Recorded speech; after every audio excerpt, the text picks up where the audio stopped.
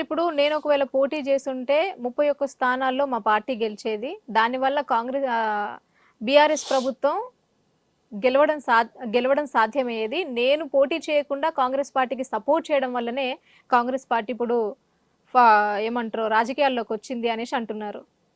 ఆవిడ మాటల్లోనే అంటున్నారు. అప్పుడు అన్నారు.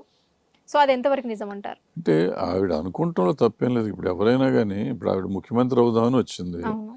సో అంత ఆలోచనలో ఉన్న ఆవిడ 30 సీట్లు కాంటెస్ట్ చేసి ఉంటే 30 నాకు వచ్చుండే అని ఆవిడ అనుకుంటంలో తప్పు లేదు. కానీ ఇవాళ ఎలక్షన్ ప్రక్రియ చూస్తే, ఇక్కడ తెలంగాణలో జరిగిన ప్రక్రియ చూస్తే హార్డ్లీ 10 సీట్లు అనుకోండి తక్కువ మార్జిన్తో వచ్చిన సీట్లు. మిగిలిన సీట్లు గెలిచిన సీట్లు అందరూ ఏ పార్టీ అయినా, బీజేపీ తీసుకోండి, తెలుగుదేశం బీఆర్ఎస్ తీసుకోండి, కాంగ్రెస్ తీసుకోండి, ప్రతి దాంట్లో విపరీతమైన మెజారిటీలు 10,000, 20,000, 50,000, 60,000, 70,000 అట్లా వచ్చినాయి మెజారిటీలు. సో అన్నంత మెజారిటీ వచ్చినప్పుడు ఐ డోంట్ థింక్ ఇప్పుడు జనసేన లాగానే ఉండేది వీళ్ళు చేసి ఉంటే. సో జనసేన వల్ల ఏమైనా తేడా వచ్చిందా? వీళ్ళ వల్ల ఏమైనా తేడా వస్తుందా? ఏమి తేడా వచ్చేది కాదు నాకు తెలిసినంత వరకు. బట్ ఆవిడ అనుకుంటుంది కాబట్టి ఎదుటి వాళ్ళని గౌరవించడం మన ధర్మం.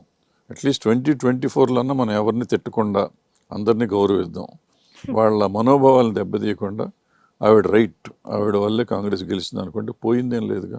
ఓకే, అంటే ఇట్లా కూడా అనుకోవచ్చు కదా. ఇప్పుడు ఒకప్పుడు ఏమన్నారు, షర్మిల గారు పార్టీలోకి వస్తాము అంటే రేవంత్ రెడ్డి గారే ఆవిడ పార్టీలోకి వస్తే మేము ఉండమండి, పార్టీలో చాలా విభేదాలు జరుగుతాయి, ఆవిడని అసలు పార్టీలోకి ఆహ్వానించేదే లేదని అన్నారు. సో ఇప్పుడు రేవంత్ రెడ్డి గారు పార్టీలోకి ఆహ్వానిస్తున్నారు. మంచిదే కదా. ఇప్పుడు ఎప్పుడు ప్రభుత్వం ఫామ్ అవ్వకముందు ఉండే గొడవలు ఎన్నన్నా ఉండొచ్చు. ప్రభుత్వం ఫామ్ అయినాక ఇవాళ రేవంత్ రెడ్డి గారు ముఖ్యమంత్రి ఎవరికి? ఓన్లీ కాంగ్రెస్ వాళ్ళకి కాదుగా, ప్రతి మనిషికి, మీకు నాకు అందరికీ ముఖ్యమంత్రి. సో అప్పుడు ఈవిడ సెపరేట్ ఎందుకు అవుతుంది? ఈవిడిని కూడా ఆహ్వానిస్తారు, ఎవరినైనా ఆహ్వానించాలి కదా. ఆహ్వానించకపోతే రేవంత్ రెడ్డి గారు దుర్మార్గుడు అవుతాడు.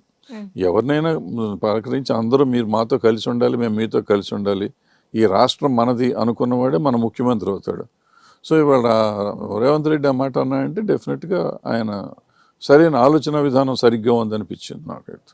షర్మిల గారు ఏ పార్టీకి సపోర్ట్ చేస్తే ఆ పార్టీ గెలుస్తుంది అనుకుంటున్నారు?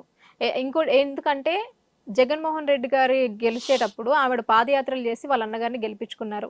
ఇప్పుడు కాంగ్రెస్ పార్టీకి నేను పోటీ చేయకపోవడం వల్ల, నేను ఈ పార్టీకి సపోర్ట్ చేయడం వల్లనే కాంగ్రెస్ పార్టీ గెలిచిందంటున్నారు.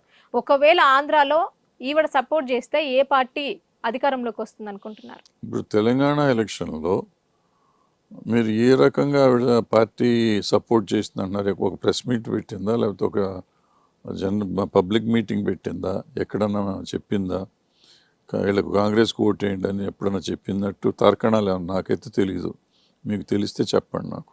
అంటే ఆవిడ ఏమన్నారు అని అంటే, నేను సపోర్ట్ చేయడం వల్లనే కాంగ్రెస్ పార్టీ ఫామ్లోకి వచ్చింది. సపోర్టేనమ్మా. సపోర్ట్ అంటే ఏం చేయాలా? ఊరూరా మీటింగులు పెట్టాలి కదా. మీటింగులు పెట్టిందా? ఏదైనా మీటింగ్కి వెళ్ళిందా? పబ్లిక్ మీటింగ్కి వెళ్ళిందా? క్యాన్వాసింగ్ చేసిందా? మరి ఇంకా సపోర్ట్ అంటే ఏముంది? నేను సపోర్ట్ చేసి మీరు సపోర్ట్ చేశారు, మనం సపోర్ట్ చేస్తే కూడా గెలిచింది అనుకోవచ్చు కదా మనం. సో అట్లేం కాదు. ఆవిడ సైలెంట్గా ఉన్నంత వరకు, సైలెంట్గా ఉండటం వల్ల కొంత అడ్వాంటేజ్ ఉందనేది నమ్మొచ్చు, మనం తప్పులేదు. ఎందుకంటే నేను సపోర్ట్ చేశానంటే సపోర్ట్ అంటే ఓపెన్గా వచ్చి చేయాలి కదా, ఓపెన్గా వచ్చి చేయలేదు కదా.